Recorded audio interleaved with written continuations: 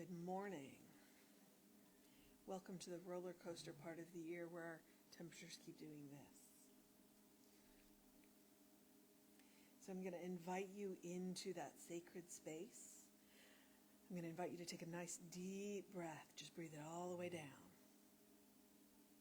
And relax as you release the breath.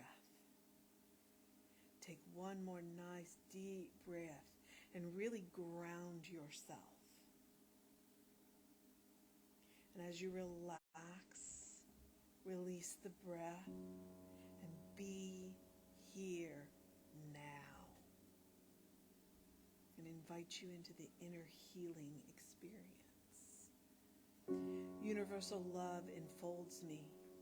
Universal wisdom inspires me. Universal spirit enlightens me. Universal power encircles me. I am one, and all is well. As we begin the inner healing process, let me invite you to relax in quiet confidence, opening yourself to the miracle-working higher power. Now, symbolize the unity of your thinking and feeling nature by touching your chest with your hand, and let my words act as your own, for your own inner acceptance and receptivity. I acknowledge that there is a power, intelligence, and wisdom greater than my own. I am in the midst of it, and it is in the midst of me, sensitive and responsive to my every thought, word, action, and feeling. I now make this true for myself by saying aloud, I acknowledge. Acknowledging the higher power working through my life, I admit that I am personally responsible for solving my own problems, while being guided and assisted by something greater than myself. As I am ready to surrender the conflicts of my ego to the wisdom of the infinite presence, I simply speak these words. I surrender. I surrender. Knowing that forgiveness is the key to unconditional love and the feeling of heaven, I now unconditionally forgive anyone and everyone who has ever injured me in any way, real or imagined. And I now forgive myself for all my mistaken judgments and their resulting actions. From my deepest level of understanding, now I say, I forgive. Realizing that I continually experience the effects of my own thinking, I now choose to allow this higher power to recreate me deeply, filling my mind with thoughts that are only constructive, positive, loving, and beautiful. I call upon this divine inflow by stating aloud, I choose. I now center upon that one special idea that I am willing to accept as real for me in this coming week, visualizing the idea as already acted upon and brought to pass. In seeing my idea become a fact of my experience, I enjoy the happiness and peace of my thought fulfilled, and gratefully speak these words. I accept. Knowing that I have an everlasting place in the midst of the power that sustains all creation, as well as the support of all those around me, I allow myself to relax in the peace of fulfillment and gratitude and say, I release. Now, in my mind's eye, I envision the presence of someone near and dear to me, family member, friend, mentor, someone who has touched my life in deep and loving ways, someone who's not physically present in the room this morning. And I turn to that image in my mind's eye and say, I am grateful for the good in your life. I now open my eyes to the world around me and turn joyfully to the person next to me and share my gratitude and confidence by saying, I am grateful for the good in your life. Okay, today is the beginning of are you ready for this? 9-week series of talks. Whoa, that seems like a mighty hill to climb. Through November, through December. Why? Why, you ask? Because I found this book, and you've got to hear about it. It's by a fellow named Ernest Holmes, who, if you're new with us this morning, and I know some are, Ernest Holmes was the founder of this teaching, and I'll tell you a little bit about him in a moment. Well, no, now's a good time. Otherwise, you might get the chronology confused. He was born in 1887. He lived on in this world till 1960, and in California, in the right around the time of the end of the First World War, he found himself with his brother. They were from New England, but they made their way to California, and he began to teach. He was studying metaphysics. He was reading Emerson, and he was reading Christian D. Larson and Henry Drummond and some other writers of the time, and Emerson of the 19th century. And he began to teach a small group of people who had invited him over for a salon, which is what they called them in those days, where you'd get together and read a book and discuss it. It's kind of like the book studies we have on Zoom now, only this was in somebody's parlor with tea and crumpets, you know. And because he was so eloquent in his explanations of what they were reading, which at the time was material by Thomas Troward, they rented a hall, and they said, why don't you speak to the general public? And he did, and the thing took off. And after about 20 or so years of doing that, some people came to him and they said, you know what you ought to do? Now, let me pause here a moment. When somebody comes to you, and especially if they give that gesture, you know what you ought to do? What you probably want to do is turn and run. But they came to him and said, you know what you want to do? You want to start a religion. And he turned and ran. And they caught him. And they, look, come on. People are looking for something new. They're looking for something accessible. They're looking for something non-shaming. Why don't you do it? And eventually he capitulated, and he created a teaching and an organization called the Church of Religious Science, which is not the same thing as Christian Science. It's not the same thing as Scientology. It predates Scientology and it postdates Christian Science.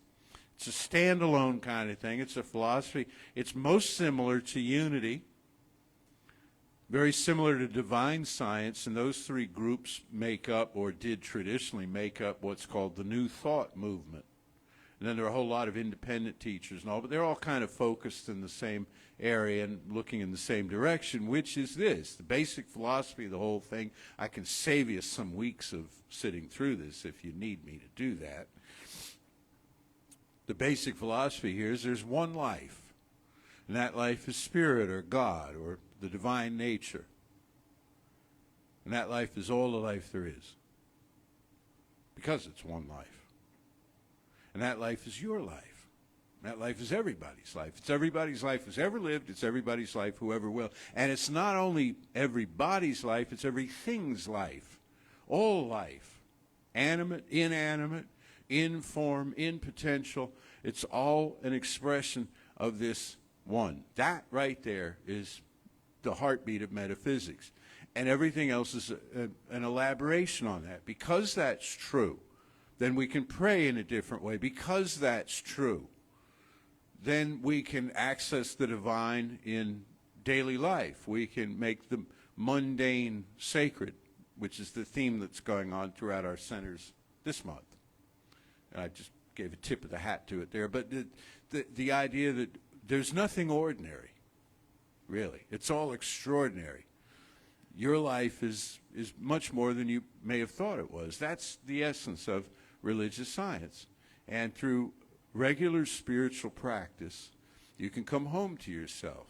You can let go of what needs to be released. You can welcome into your life that which you choose to accept, and so on. And so, as I say, this took off, and Ernest Holmes, speaking to groups of people, interested some of those people enough that they wanted to become speakers who spoke to groups of people. And they became practitioners and later ministers. Practitioners were our first ecclesiastical order in this teaching and remain still the pinnacle of it. A minister is, as I often say, a practitioner with a microphone. It's that may be a little glib, but anyway, it's this is how it was structured, drawn largely from the Christian Science model. Practitioners were. They don't have clergy.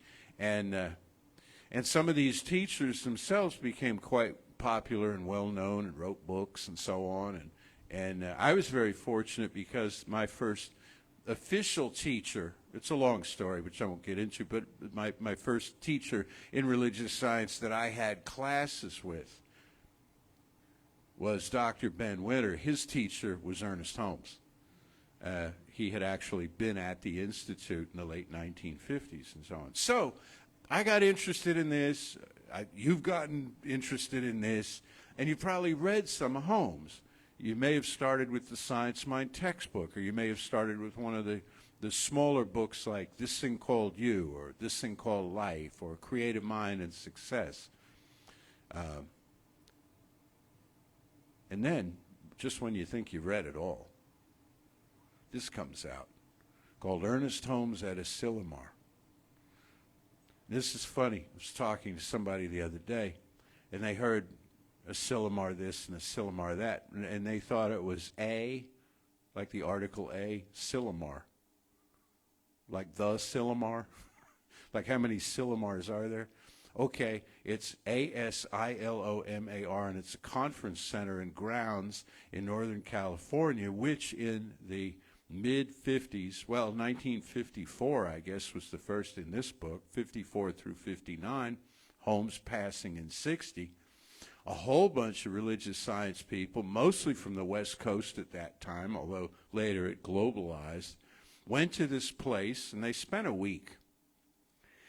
And Holmes was there, and the first generation of teachers were there, and they gave seminars and lectures and seminar lectures and all kinds of things. And it was old school. They didn't have PowerPoint, and they didn't have touch screens, and they didn't have all this jazz. You know, it was pretty much straight from the hip. They were teaching this, and they had breakout groups. They had plenary sessions, and they had breakout groups, and the breakout groups were special affinity things where a room of ministers here and a room of practitioners there and a room of youth leaders over here, and they would teach, or Holmes in this case would teach as is captured in this book. Well, they all knew this happened. They all knew it went on, and there were a few typewritten transcripts of these talks and classes that he gave. But lately, the Science Mind archives ran across a whole trove of stuff recorded on reel-to-reel tape. And so they had it professionally transcribed, and they brought it out in this book just recently. I mean, within the last 60 to 90 days. So I glommed onto the thing, and I knew it would be special. But why it's special to me is not the novelty of it or even the peculiarity of it, because he speaks a lot like I do. He interrupts himself and diverges and goes off on several different tangents all at once before he circles back. And he's also talking to kind of the inner circle of people that understand, who've studied this. In other words, many of these are not talks for the general public like I just started out to do, where this is who we are and this is where he's assuming a lot. He's assuming people understand a lot of stuff, and so he's kind of launching up from there. So as I started reading this, I was like, this is fantastic. He says things in here I've not read anywhere else. And you know what? I'm not bragging. Yeah, I am. I've read every word he ever published, and quite a few he didn't. And now this. And now this. So I thought, I've got to visit this. I thought to myself, where can I go and talk to some people about this? Where can I go and have a captive audience of people who'll sit there and take it and like it? And you know, no, I'm kidding. I think you're going to get a lot out of this. So I'm also going to sweeten the pot by giving you a little poetry every week, because in every talk he gave, pretty much ever, he quoted poetry. So here's, I got a receipt in here for some sandwiches. Got all kinds of stuff. Better to me the poor man's crust, better the blessing of the poor, though I turn me empty from his door. That is no true alms which the hand can hold. He gives nothing but worthless gold, who gives from a sense of duty. But he who gives a slender mite, and gives to that which is out of sight, that thread of the all-sustaining beauty, which runs through all, and doth all unite. The hand cannot clasp the whole of his alms, the heart outstretches its eager palms, for a God goes with it and makes it store to the soul that was starving in darkness before. I love that. That's Robert Lowell. Robert Lowell was a 20th century poet. You can look him up, won a Pulitzer Prize. He also had bipolar disorder. He dealt with that his entire life, and he wrote towering, amazing things. They called him the greatest poet since T.S. Eliot in the 20th century, and he's well thought of today, but he's not on everybody's mind the way he was at the time. But the idea here is who gives from a sense of duty, who, well, where I want to go with that is he's talking about, you know, giving alms or giving substance of some kind, and it's certainly true there, but where I want to go with that is in the broader philosophical sense. Whoever gives theological credence to a divine being out of a sense of duty makes me think of what Emerson said, that the faith that stands on authority is not faith. The faith that stands on authority, what is it? It's obedience. It's contrition. It's not heartfelt. It's not spontaneous. It's not genuine. We come to the divine nature on a par with it. On a par with it. Look, we've got two things going on in our spiritual work. The first is self-improvement. The second is why self-improvement is possible. Sometimes you come into a teaching like this and you think, oh man, this is going to stir up all my issues. I got all this stuff to work on. I got forgiveness work to do. I've got acceptance work to do. I got to release some things. You know, I've got to take this whole psychological journey through my life, back through time to where my self-esteem took a hit here and there and all of that. And it seems like just so much work. And balancing all of that out is the fact that from the get-go, you've been whole, complete, and perfect. All of us have. And our issues have been based on the fact that we've forgotten that from time to time. Well, who doesn't forget stuff from time to time? There's no shame in that. We forget. And then we remember to remember. We remember our spiritual home. We remember our essential divinity. Some say divinity is kind of too strong a word. It sounds a little overblown, a little too lofty and all. Well, what else will we call it? There's one divine nature, and we are one with it. Therefore, we are divine. Divine here is not used as a superlative term. You know what I mean? It's not like good, better, best, divine. Like the divine people outrank the good people or something like that. No, it's a state of nature. It's like saying we're all part of the human species. It doesn't compare us to any other species. It just says, you know, that's the family, the genus and the phylum and all of the categorizations, you know, that we fit into. Okay, well, here's the primary one from which everything else descends. We are of the divine nature. So that's what we touch base with. That reminds us of who we are while we're doing the other work of letting go, while we're doing the other work of forgiving and remembering and working on our self-image. That's the wind at our back you know? That's the wind in our sails. That's the power that animates us. It's the divine nature through us. Otherwise, it wouldn't even be possible. We'd just be moving stuff around. We'd forgive one thing and then resent something else and pile up a need for forgiveness over here, and it'd be like bailing water out of a sinking ship, you know, as we go on. But the fact is, the divine nature working through us has us in its hold, has us in its heart, and moves us forward. So when you make a declaration to yourself, I choose to grow, I choose to change, I choose to be a better version of myself, however you put it, there's a power that kicks into gear that's all for that. And it's all for that in an unbiased, pardon me, kind of way. Yeah, I'll take some, sure, thanks. You rock. Danielle Mercadell. She'll be on camera in a little bit. Lisa had to run to the airport. Oh, that's nice. Thank you. That'll work. I get all choked up sometimes. So you get where I'm going with this?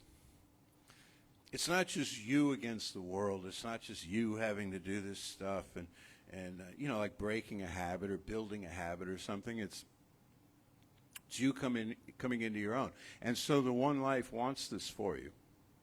And it wants it for you in an unsentimental kind of way. You know, in some spiritual teachings, they'll tell you just God loves you. Just God loves you, just loves you up. You know, just wants to cuddle you and kiss you all over, and just God loves you. And that's, you know, that's better than the alternative. God wants to smack you or something, you know. But it's a little ick to me, just a little ick. Try this on. God wants you. Well, it is you. You understand this. We're not talking about somebody who sits up in the sky. God wants you to be the most effective representation of it that you possibly can. Why? Because then the whole system works better. This is something to understand about love, especially unconditional love. It's not just hearts and flowers and stuff. It's efficient. Circulation is efficient. Prosperity is efficient. Well-being in the self is efficient. You get stuff done. You get stuff accomplished on behalf of the all. And it keeps the gears turning. As they used to say, greases the skids underneath it all. It moves things along. Consider this. Take some of the sentiment away from it for just a moment. Consider a workplace. Consider that you work in a workplace, as most of you probably do. All right? If everybody communicates effectively, if everybody practices teamwork, if everybody has everybody else's back, stuff gets done. The company does better. The customers are happier. The stock sells higher. More profit is made. Everybody gets a larger paycheck, you know? That's a very oversimplified way of looking at it, but isn't it true? Isn't it true? When you walk into a restaurant, you order a meal. If the chef and the line cooks and everybody in the kitchen and the back of the house gets along with everybody serving in the front of the house and whoever, you know, the maitre d' or whoever, you have a smooth delivery of good tasting food, and you say, I want to go back there. And the place grows and it thrives as a business and it gets good reviews and so on, see? And that's how life in general works. It's how families work. It's how neighborhoods work. It's how whole nations work when they work. Is that everybody's kind of clear on who they are, and they're letting the other person go first, and they're deferring in some cases, and they're working as a team. They're working as a team. You can tell how well a neighborhood works as a team at a four-way stop. Okay? If everybody's all competitive and weird, tells you everybody's waving, and you're supposed to let the person on your right go first, but if all four of you arrive there at the same time, you have a philosophical problem. So, you figure it out, right? And that's why the divine nature has an investment in our thriving. It's because it makes the earth turn better. It makes everything work more smoothly. So where Holmes is going in this is the idea, in the part I'm going to get to in a second here, he's talking about the mystical idea, which we've had a whole series on the last month and more, from Emerson into Evelyn Underhill. We had a visitor last week from England here who pointed out to me that in England it's pronounced Evelyn, so it's Evelyn Underhill. I said, oh, I'm so sorry, I got it wrong. She said, never mind, you're American. So I got a pass. Got a pass for being. The whole idea of mysticism is the recognition of, in apparently ordinary moments, the recognition of the extraordinary, the divine nature breaking through in all things. This takes practice. But it's worth the time. It's worth the investment of energy to have this, because it keeps us young. It keeps us enthralled. We were just talking about a song that I'm hoping, I'm putting pressure out here. I'm manipulating and coercing and stuff, but I'm hoping we're going to hear it around Christmas time. It talks about this, where the Magi made their way across to the west to arrive. It said when they took their rest, when they stopped their journey, they didn't know what to expect. They followed a star. They found nothing but a child. They found nothing but a child. And then the song develops from there into the idea that we can all be children for a while. Well, don't you want that? And it's not just a seasonal thing. It's not just a holiday thing. Don't you want that? That's where the exuberance and the spontaneity and so on of life comes. So we touch base with the divine nature. We have the mystical awareness of something supernatural. Really, it seems like happening around us, except it isn't supernatural exactly. It's just extended nature. It's just a part of nature we haven't explored as fully yet. Isn't it wonderful to have magic and mystery, all around, and to not fear the unknown? And that was what I got into with you guys last week. It's so ironic. I want to bring this up again because I'm still sitting in the irony of it. We say, I want to manifest stuff. I want to manifest some new people in my life. I want to meet a new love interest, or I want to have some more friends, or I want to get a new job someplace where I don't know people. You know where that's coming from? It's coming out of the unknown. And we'll turn right around and we'll say, oh, I fear the unknown. I fear the unknown. Why do I fear it? Because I don't know it. That's why it's called the unknown. Because I don't know what's out there, or where it's coming from, or when it's going to get here, or any of the rest of that. And when you consider that we fear the unknown, and yet everything and everybody that we love and trust today came out of that same unknown. Starting with when we first got to this planet, we looked around and there were people feeding us and changing us and stuff, and we're like, who are you? And siblings, and on and on. So we work out the differences. We work out these ironies and these paradoxes to realize, yes, there's this paradox that we are of the divine nature, and sometimes we've forgotten that. And what's more, sometimes we've forgotten that and made choices from the place of having forgotten it, choices which have then bitten us on the ankles, to put it nicely. That choices that we made, I know, you insulted me, I know that the thing for me to do, let's see, retaliate. Oh, good. Let's try that and see how that works. In the whole history of the species, it hasn't, but maybe today it will, And so we do that. And you're angry with me. I know. Let my voice grow louder than yours. Let's see if that works. Let me shout you down. Has that ever worked in the whole history of the species? No, but maybe today it will. Those are the kind of choices, they're just two that came to mind, that we make when we're in a place of forgetting who we are. But it's fixable. It's fixable when we recognize that we are of the divine nature, and it's not all about us. Then we look at the rest of the world and we realize, hey, this incoming person, they're of the divine nature too. Maybe they're the opportunity that the divine nature is taking at this time to communicate my own wonderfulness back to me. So we do make it about us. You see?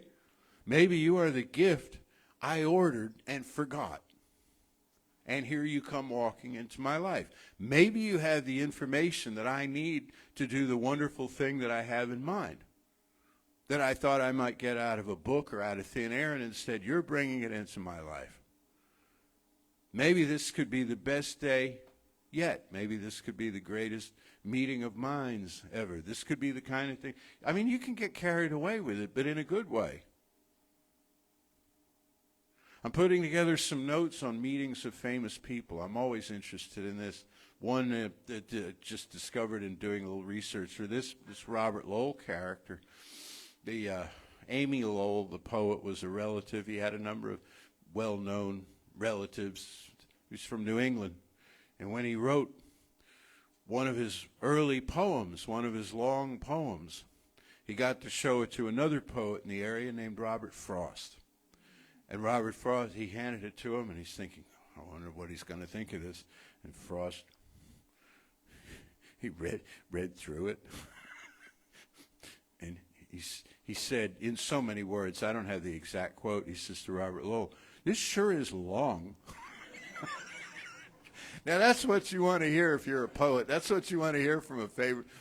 How would you like that? You musicians, you know, you get up and play a song, and we get up and say, that was so long. That could kill your enthusiasm right there. You never write another poem, never sing another song. Instead, you know what Lowell did? He shortened it. He said maybe it needs some editing. Anyway, I'm putting together, I'm compiling all sorts of information about when people met other people and exchanged ideas, and the ideas took off, and maybe those people became famous, but if not, the ideas did. You get me? And I want that for me, and I want that for you, and I want that for all of us, that we treat the stranger that way, that the person who's coming into your life, especially the ones that you think you know, where they're not the stranger, but you think you have them all figured out, and you know their story and everything else, that they surprise you, that this could be the meeting of minds that heals for generations. This could be the meeting of minds that creates discoveries and inventions and explorations and all manner of things. This could be the thing. But for that to happen for us, we have to lift our eyes up off the floor, you know, and say, yeah, I'm an active participant in this. I deserve to be in this conversation. I have something to contribute. Because oddly enough, when we feel that way about ourselves, we listen more clearly to the other. If we think we're not worthy to be in the conversation, we're constantly jockeying for position. We're not even hearing them because we're trying to think up something profound to say.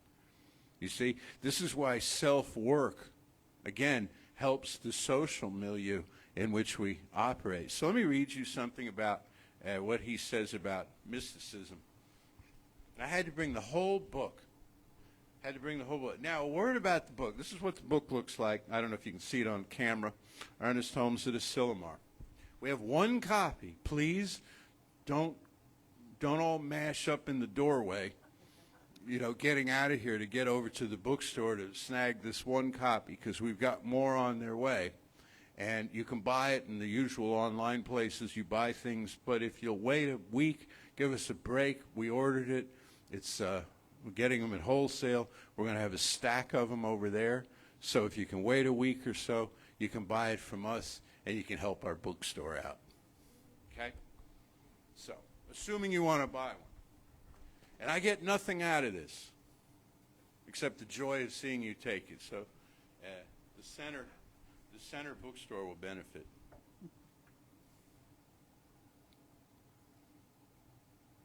Okay, he's giving these talks. There are 5 talks in the middle of the book that are on mysticism specifically, and he's right in the middle of one.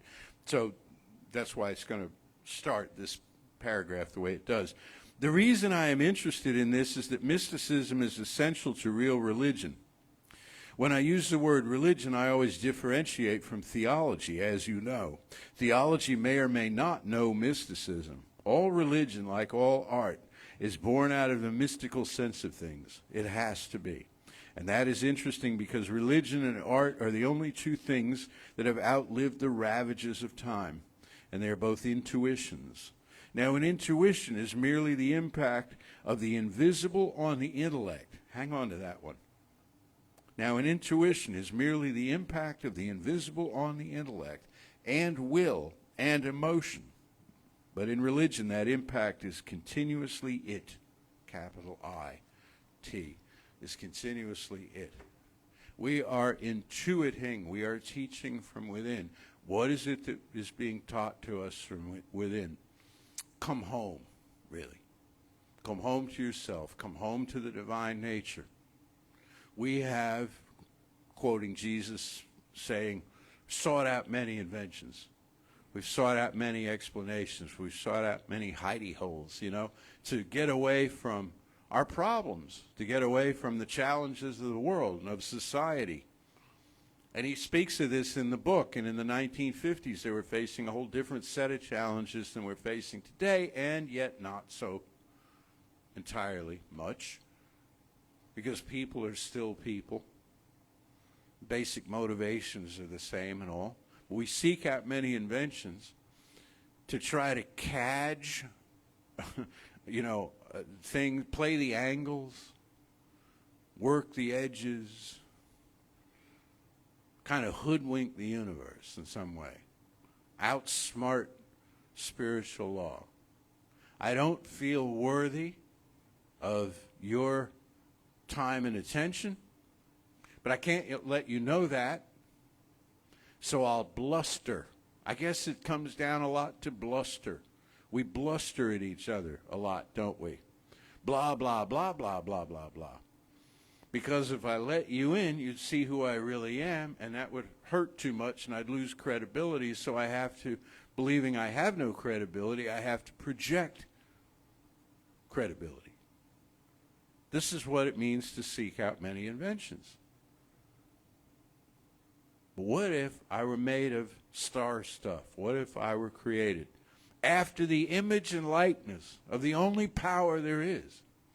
Then how would I carry myself? How would I speak to the world? How would I listen to you? How unthreatened would I be?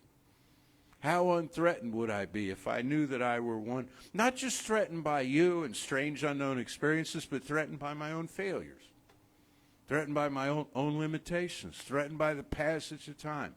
How free would I be if I knew who I really am? If I knew who I really am. So this intuition, which has all kinds of other explanations given for it by different people at different times, is, I think, simply this. It is the divine nature whispering in your ear, come home. You got it going on. You belong in the family. You are enough just the way you are. And because you're enough just the way you are, you can change how you are. You can improve how you are. You can learn new skills and so on and so on. None of which will increase your core value, because your core value can't be increased. There's only one value. There's only one life. There's only one state of being. All right?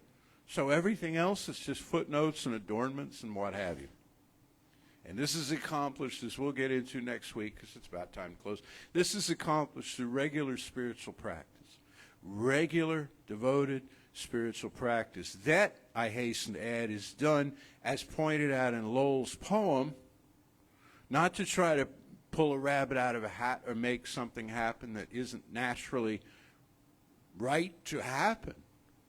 Regular spiritual practice is not to please an angry God who'll look down, oh, good, you've got your Bible open. All right, your aces by me, kid, this kind of thing. No, it's not to do any. Regular spiritual practice is to attune yourself to the vibration, or to tune yourself into the frequency of that voice that's whispering in your ear that tells you, come home to who you really are.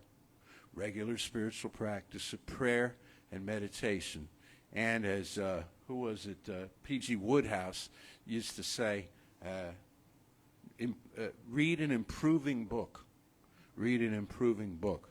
And if you need something on your bedside table or by your puja, your shrine, you know, wherever you do your spiritual work in the house, if you need a book like that, then may I recommend to you in the strongest possible terms, Ernest Holmes at Asilomar. So let's know together now, there is one life, one power, one presence, just one. It's all there needs to be.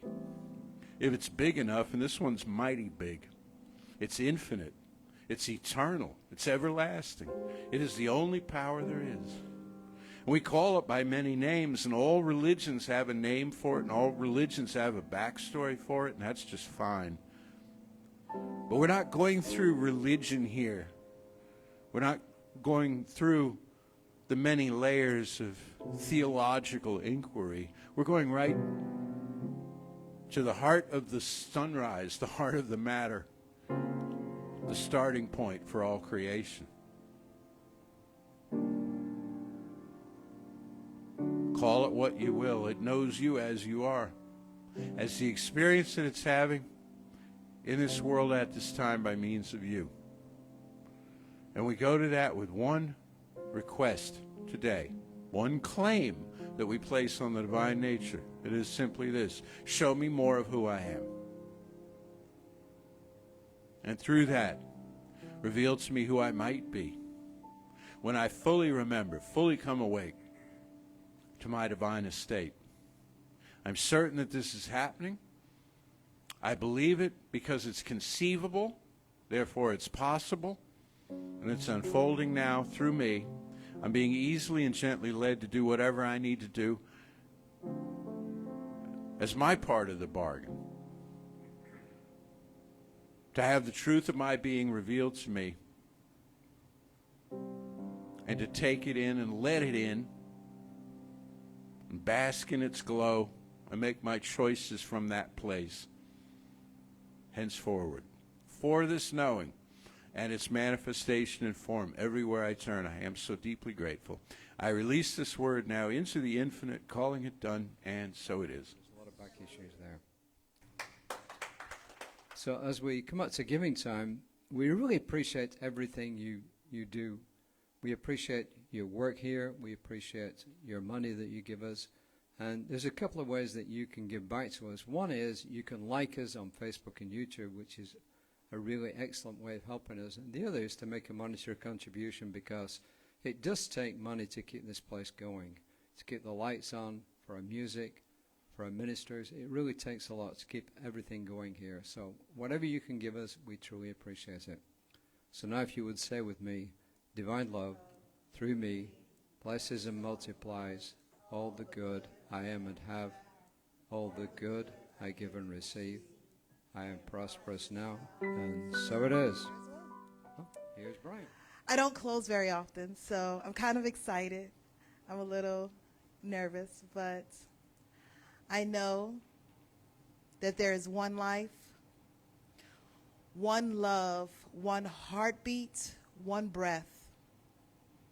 It is and flows through each and every one of us. Just as it flows through me, it flows through you. It is you, as it is me, as we are one.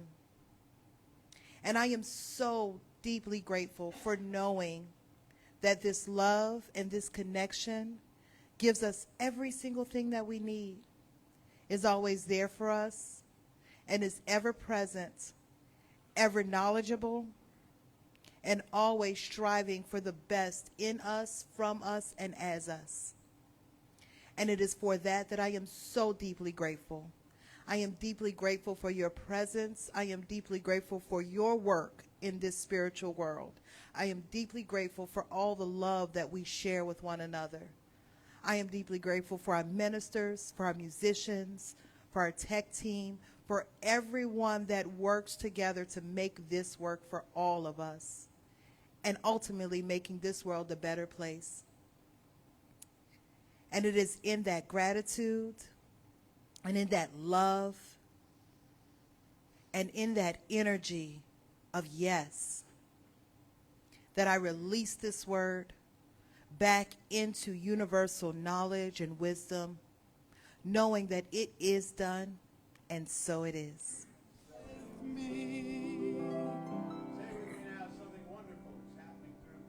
Something wonderful is happening through me. I feel it in my body. I feel it in my mind. I feel it in everything I am. I choose it. I trust it. I use it. And I love it.